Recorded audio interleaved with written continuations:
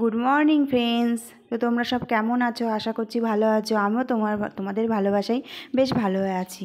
তো আমার সাথে ব্লগটা দেখতে থাকো, চলো আমার সাথে নিচে। তো দেখো আমি আটা তৈরি করে নিচ্ছি, সকালে ব্রেকফাস্টে লুচি আর বাটি চচ্চড়ি হবে। তো তোমরা বাটি চচ্চড়ি জানো কীরকম হয়? বাটির মধ্যে আলু কুচিয়ে, তারপরে রসুন, লঙ্কা, নুন, হলুদ সব দিয়ে একবারেই সিদ্ধ করে নিতে হয়। দেখো, দিয়ে শুকনো শুকনো করে নামিয়ে নিতে হয়। তো এই জিনিসটা লুচি আর এই বাটি চচ্চড়ি কে কে পছন্দ করো কমেন্টে জানিও। আমার ছেলে তো খুবই পছন্দ করে, তো খেতেও খুব টেস্টি হয়েছিল, কারণ খাবার পরে ভয়েসটা দিয়েছি তো খুবই টেস্টি হয়েছিল। তো আমি চলে আসলাম দুপুরের রেসিপি করার জন্য। বেশি কিছু নয়, সিম্পল রেসিপি। তো ডিম সিদ্ধ বসিয়ে দিয়েছি, আর চালটা দেখো ধুয়ে রেখে দিয়েছি 10 মিনিটের জন্য। এতে কি হয়, ভাতটা সাদা হয় বেশি আর সফট হয়। তো ডিমগুলো সিদ্ধ করে ছাড়িয়েও নিয়েছি দেখো। আর একদিকে গ্যাসের একদিকে ভাত আর ডিম ভাজতে দিয়ে দিয়েছি। ডিমের ঝোল হবে আর ভাত হবে।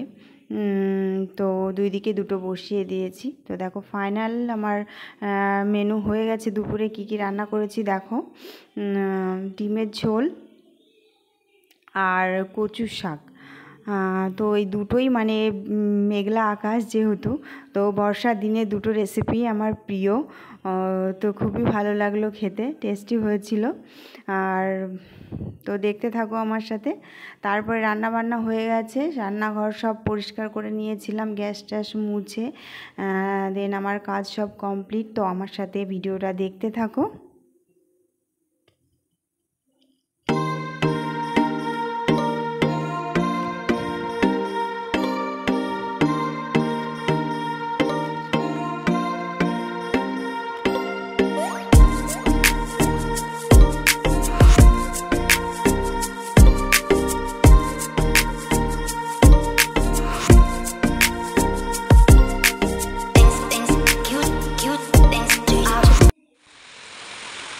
তো দেখো সারাদিন বৃষ্টি হচ্ছিল, সকাল থেকে শুরু হয়েছে, মানে হয়ে যাচ্ছে থামাথামির সিন নেই।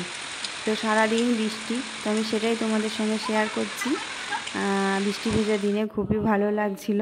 দেন আমি পুজো মানে স্নান ধান করে নিয়েছিলাম, রান্নাবান্না সেরে তারপরে পুজো দিয়ে দিয়েছিলাম। পুজো দেওয়ার পরে তো পুজো দিয়ে নিয়েছিলাম, দেখো দেখতে থাকো।